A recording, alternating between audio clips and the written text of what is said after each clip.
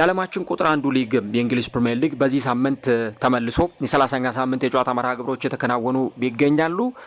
ትላንትና 3 ጨዋታዎች ተከናውነዋል። ዛሬም በርካታ ጨዋታዎች ይከናወናሉ። ከነዚህ መካከል ከፍተኛ ትኩረትን የሳበው የሊቨርፑልና የኤቨርተን የመርሲሳይድ ደርቢ ጨዋታ ነው። ጨዋታው የደርቢ ጨዋታም ነው። አንድም ሁለትም ደግሞ ሊቨርፑል ከተከታታይ ሽንፈቶቹ እንዲሁም ከኢንተርናሽናል ብሬክ በኋላ ዛሬ የሚያከናውነው ጨዋታ ነው። አሰልጣኝ አርኔ ስሎት ደግሞ ይህንን ጨዋታ እንዴት ባለ መልኩ ይወጡታል የሚለው በጉጉት ይጠበቃል። በእነዚህና በሌሎች ምክንያቶች የዛሬው የመርሲሳይድ ደርቢ ብዙ ትኩረትን የሳበ የጨዋታ መርሃ ግብር ነው። ሊቨርፑል ከኤቨርተን የ30ኛ ሳምንት የእንግሊዝ ፕሪሚየር ሊግ ተጠባቂ ጨዋታቸውን ምሽት ላይ ያከናውናሉ። ይህን ጨዋታ በተመለከተ እንግዲህ ይህንን ፕሮግራም ለእናንተ ለአድማጮች የማደርስ ይሆናል። ሰላም ውድ አድማጮች እንዴት ናችሁ? እግዚአብሔር ይመስገን እኔ በጣም ደህና ነኝ። የአራዳ ሜዳ ኮሜንታተር ተስፋ ወርቅ ሉል ሰገድ ነኝ። አራዳ ሜዳ ኦፊሻል ላይ ትገኛላችሁ።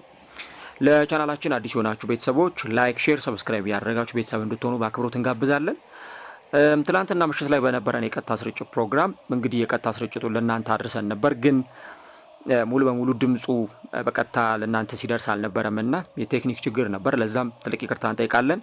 ያንን ነገር አስተካክለን ደግሞ ምሽት ላይ በሚኖረው ጨዋታ ፈጣሪ በፈቀደ ወደ እናንተ ምንደርስ ነው የሚሆነው። ለማንኛውም ወደ መርሲሳይድ ደርቢ ጨዋታ እንምጣና ዛሬ ሊቨርፑል ምሽት 4 ሰዓት ላይ በሜዳው አንፊልድ ሮድ ኤቨርተንን ያስተናግዳል።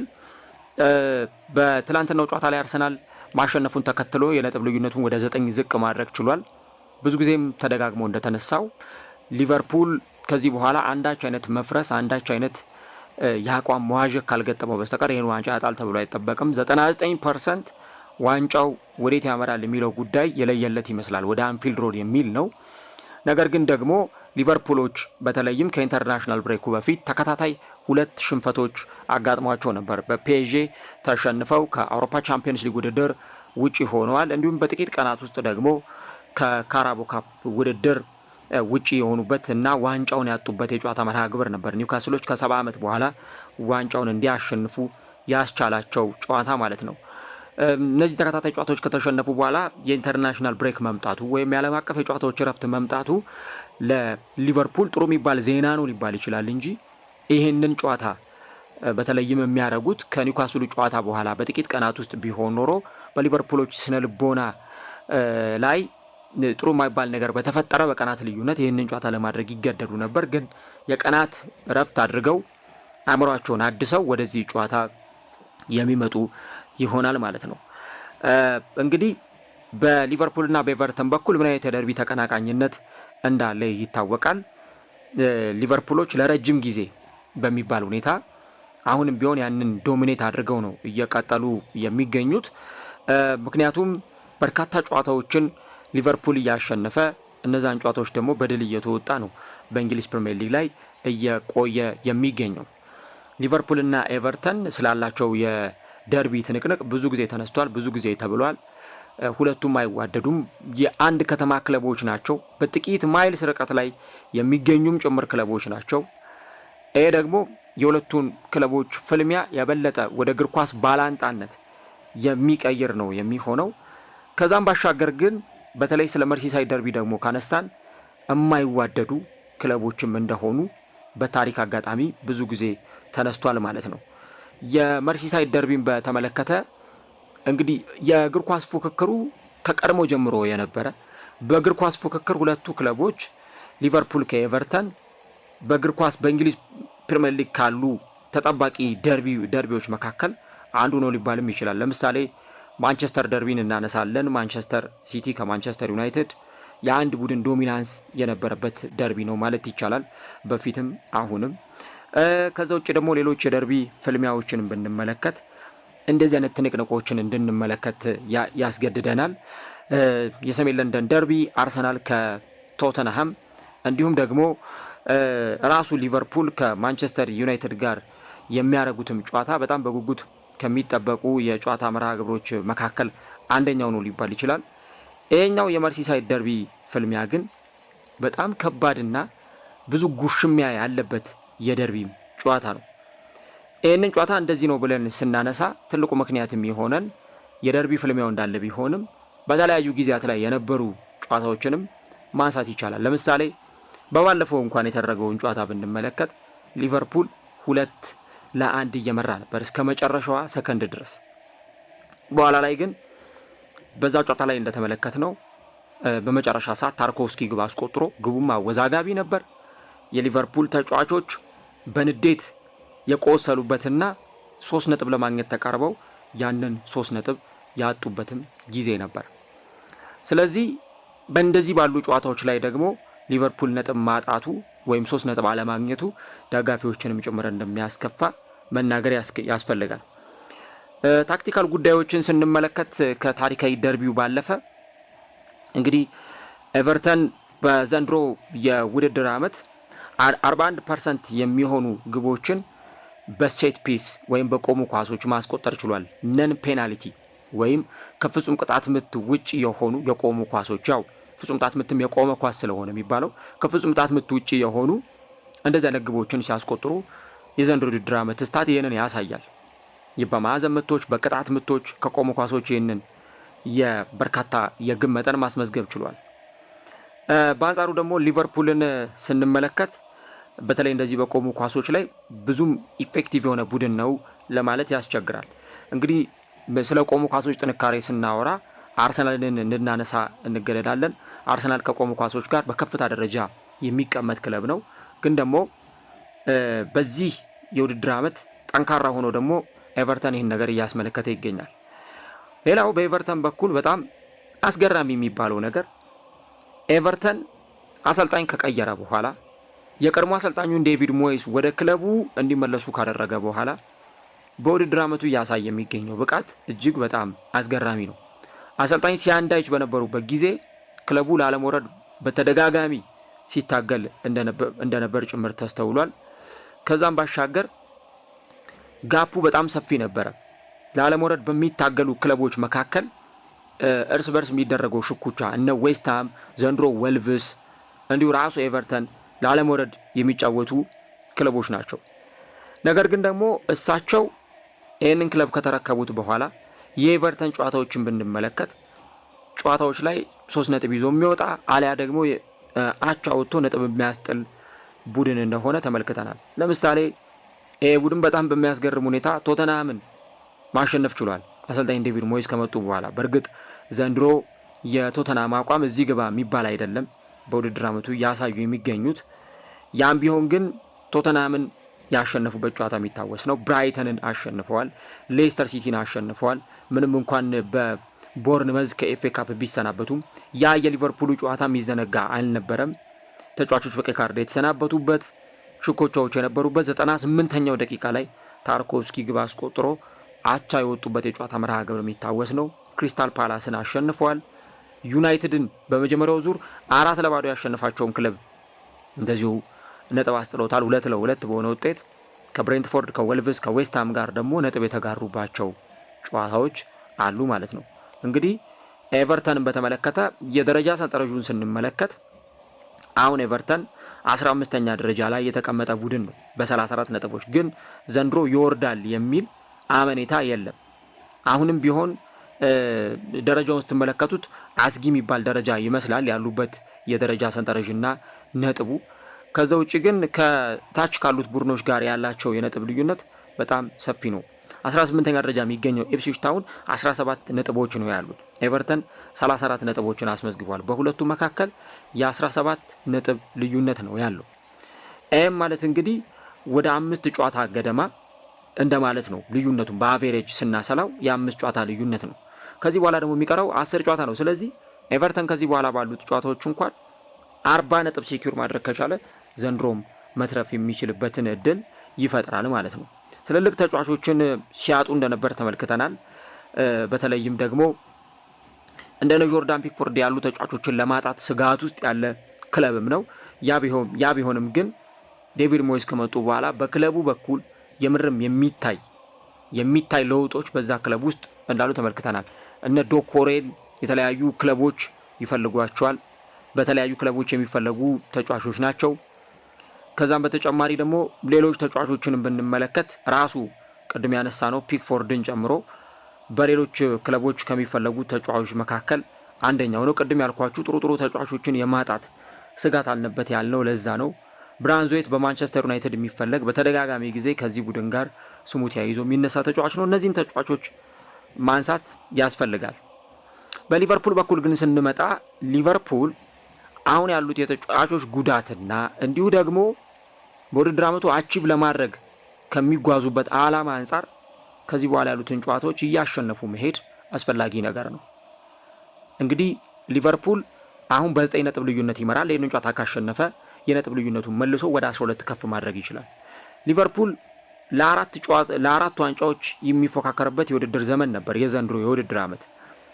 የካራቦ ካፕ የፍጻሜ ተፋላሚ ነበር። በኤፍኤ ካፕ ሳይጠበቅ ነው ከውድድሩ መሰናበት የቻለው በፕሌማውዝ አርጋይል። በፍጹም አልተጠበቀም ነበር በዚህ ጨዋታ ላይ ቡድኑ ይሸነፋል ወይም ከውድድሩ ይሰናበታል ተብሎ፣ ግን ደግሞ ያን ነገር ተመልክተናል። ከዛም ባሻገር በአውሮፓ ቻምፒዮንስ ሊግ ያውን በሁለተኛው ዙር ዶሚኔት ባደረጉበት እጅግ የበላይነት በወሰዱበት የጨዋታ መርሃ ግብር እንደዚሁ በፔጅ የተሸነፈው ከውድድሩ ተሰናብቷል። አሁን በእጃቸው ላይ ያላቸው ብቸኛው ነገር የእንግሊዝ ፕሪሚየር ሊግ ዋንጫን ነው። በዘንድሮ ውድድር ዓመት ለእኔ የእንግሊዝ ፕሪሚየር ሊግ ዋንጫን ለማንሳት ወይም ዋንጫውን ለማሳካት ከሊቨርፑል ሌላ የተሻለ ወይም ዋንጫውን ለማንሳት የሚገባው ቡድን አለ ተብሎ አይታሰብም። ምክንያቱም ቡድኑ በዘንድሮ ውድድር ዓመት በተለይ መጀመሪያ ላይ ካሳካቸው በርካታ ነጥቦች አንጻር ሲሰበስባቸው ከነበሩ ነጥቦች አንጻር ለሊቨርፑል ይሄ ዋንጫው ተገቢው ነው። በውድድር ዓመቱ ላይ በእርግጥ አሁን ወደ መጨረሻዎቹ ወደ ኢንተርናሽናል ብሬክ ከመምጣቱ አስቀድሞ አንዳንድ ኮላፕስ ያደረጉ ነገሮች ቢኖሩ ግን ደግሞ ከዚህ ቡድን ጋር ተያይዞ በውድድር ዓመቱ ላይ ስላለው አጠቃላይ የሜዳ ላይ እንቅስቃሴ ከተመለከተ ሊቨርፑል ለፍጹምነት የቀረበ ቡድን ነው ልንል እንችላለን። የደረጃ ሰንጠረዡን እኮ ስንመለከት ሊቨርፑል በዘንድሮ ውድድር ዓመት ምን ያክል ጨዋታ ነው የተሸነፈው ብለን ስንል መገረማችን አይቀርም። ምክንያቱም ሊቨርፑል 70 ነጥብ አሳክቷል። እንግዲህ 70 ነጥብ ያሳካው ቡድን ሽንፈት ያስተናገደው አንድ ጊዜ ብቻ ነው። እሱንም በኖቲንጋም ፎረስት የአንፊልድ ሮዱ ካሉም ሆድሰን ኦዶይ ግብ ያስቆጠረበት እና 1-0 በሆነ ውጤት ያሸነፉበትን ጨዋታ እናስታውሳለን። ኖቲንጋም ፎረስቶች ሊቨርፑልን የረቱበትን የጨዋታ መርሃ ግብር። ከዛ ውጪ የትኛውም ቡድን ትልልቆቹ እንኳን እነ ማንቸስተር ሲቲ እና አርሰናል እነ ቼልሲ እንኳን ሊቨርፑልን ማሸነፍ አልቻሉም። ስለዚህ የዘንድሮ ውድድር ዓመት በጣም የተሻለው ትልቁ የሚባለው የውድድር ዓመት ነው በሊቨርፑል በኩል እየተባለ የሚነሳው በዚህ ምክንያት ነው። ነገር ግን ደግሞ በክለቡ በኩል አሁን መዛልና መዳከሞች እንዳሉ ራሳቸው አሰልጣኙም ጭምር ሲናገሩ ነበር። እነ ራያን ግራቨንበርክ ላይ በጣም ጫናዎች እየበዙ እንደሆነ በተደጋጋሚ ጊዜ መመልከት ተችሏል። ከዛም ባሻገር ደግሞ እንደነ ሞሳላ ያሉ ፕሮዳክቲቭ የማይሆኑባቸው ጊዜያት ሊኖሩ ይችላሉ። እነ ሞሳላ በባለፈው የፔዥ ጨዋታ ላይ ሁለቱም ዙር ላይ ሞሳላ እንደተመለከት ነው ተጽዕኖ ፈጣሪ እንቅስቃሴውን አሳይቷል ለማለት ይቸግራል። ሌሎች ተጫዋቾችንም ብንመለከት መዛልና መዳከም የሚታዩባቸው ተጫዋቾች አሉ። የተጫዋቾች ጉዳት ደግሞ በሊቨርፑል በኩል ዘንድሮ ብዙም የሚነሳ ባይሆንም ግን የተጫዋቾች ጉዳት ደግሞ በሊቨርፑል በኩል ይነሳል። ትሬንት አሌክዛንደር አርኖልድ ጉዳት ላይ ነው። ጆ ጎሜዝ በእርግጥ በቅርብ ጊዜ ይመለሳል ተብሏል። ኮነር ብራድሊም በተመሳሳይ እነዚህ ጉዳት ላይ የሚገኙ ተጫዋቾች ናቸው። የኮንትራትና የተጫዋቾች ኮንትራትን የማራዘም ነገር ደግሞ አሁንም በደንብ እየተነሳ የሚገኝ ጉዳይ ነው። ትሬንት አሌክዛንደር አርኖልድ ኮንትራቱን እስካሁን ድረስ አላራዘመም። ወደ ሪያል ማድሪድ የሚያደርገው ጉዞ የተቃና ይመስላል ለማድሪዳውያን። ግን ደግሞ የሊቨርፑል ደጋፊዎች ፊታቸውን አዙረውበታል፣ ጀርባቸውን ሰጥተውታል ሊባል ይችላል። ማሊያውን እስከ ማቃጠል ደረጃ ደርሷል። ልክ እንደ ከሃዲ ነው የቆጠሩት። በእርግጥ ስለሱ ፕሮግራም ስለሰራን እዛ ላይ ገብታችሁ ያንን ፕሮግራም ማድመጥ ትችላላችሁ። ተጫዋቹ ወደ ሪያል ማድሪድ ሊያመራ መሆኑን ተከትሎ የሰራ ነው አንድ ፕሮግራም አለ። እሱን ገብታችሁ ልትከታተሉ ትችላላችሁ። ከዛ በተጨማሪ ግን ተጫዋቹን በተመለከተ ከዚህ በኋላ ሜዳ ላይ እሱን መመልከት ራሱ የሚፈልጉ ደጋፊዎች አሉ ለማለት ያስቸግራል። እና ይሄ ጉዳይ አለ በሊቨርፑል በኩል የነ ቫን ዳይክ፣ ትሬንት አሌክዛንደር አርኖልድ እንዲሁም ደግሞ በተለይ የቫን ዳይክ እና የሞሳላ ኮንትራት ያለማራዘም ጉዳይ አሁንም በጣም በአስጊ ደረጃ ላይ ነው የሚገኘው። እስካሁን ድረስ ኮንትራታቸውን አላራዘሙም። የቀራቸው 3 ወር ብቻ ነው። እንግዲህ ከ3 ወር በኋላ ሙሉ በሙሉ ኮንትራታቸው ኤክስፓየር ስለሚያደርግ ከዛ ክለብ ሊለቁ ይችላሉ። ያ መሆኑን ተከትሎ የስነ ልቦና ችግር ሊያመጣ ይችላል በተጫዋቾች ላይ እንዲሁ ደግሞ በአጠቃላይ በቡድኑ ስፕሪት ላይ። ሊቨርፑል ከዚህ በኋላ የሚያከናውናቸው ጨዋታዎች እንደው ቀላል የሚባሉ ናቸው ምንለው ጨዋታ አይሆንም። ምናልባት አንድ ወይ ሁለት ጨዋታ ብቻ ነው በሊቨርፑል በኩል እንደው የተሻለ ወረቀት ላይ ላይከብዶ ይችላል ብለን የምናነሳው። ከዌስትሃም ጋር ኤፕሪል 13 እና ከሌስተር ሲቲ ጋር ኤፕሪል 20 የሚያከናውኑት ጨዋታ ነው እንደው ወረቀት ላይ ስንመለከተው አይከብድም ተብሎ ሊጠቀስ የሚችለው። ከዛ ውጪ ግን ዛሬ ኤቨርተንን ይገጥማል። በቀጣይ ከፉልሃም ነው የሚጫወተው። ቶተንሃም፣ ቼልሲ፣ አርሰናል፣ ብራይተን፣ ክሪስታል ፓላስ የዚህ ቡድን ተጋጣሚዎች ናቸውና ምናልባት ከዚህ ቡድን ጋር ወሳኝ የሆነውን 3 ነጥብ ይዞ መውጣት ለሊቨርፑሎች የነጥብ ልዩነታቸውን የበለጠ እንዲያሰፉ በሊጉ የዋንጫ ፉክክር ላይ ደግሞ አስተማማኝ አድርገው ጉዟቸውን እንዲቀጥሉ እድል የሚሰጣቸው ጉዳይ ነው የሚሆነው። ነገር ግን ያው በፕሪሚየር ሊግ ከዚህ ቀደም ሲሆን እንደተመለከትነው ወይ ከዚህም በፊት ሲሆን እንዳየነው አንዳንድ ጊዜ መጨረሻ ላይ ክለቦች ኮላፕስ የሚያደርጉባቸው ሁኔታዎችና የአቋም መውረዶቹን ስንመለከት በክለቦቹ በኩል ያልታሰበ አይነት ውጤቶችን እንዲመዘገቡ ሊያረጉ ይችላሉ። ለዛም ነው ሊቨርፑል ከዚህ በኋላ ባሉት ጊዜያት ጨዋታዎቹን በደንብ ጠንክሮ ማከናወን ይጠበቅበታል የሚሉ ጉዳዮች እንዲነሱ የሚያስገድደው። እናም ይህንን ነገር ማንሳት ያስፈልጋል።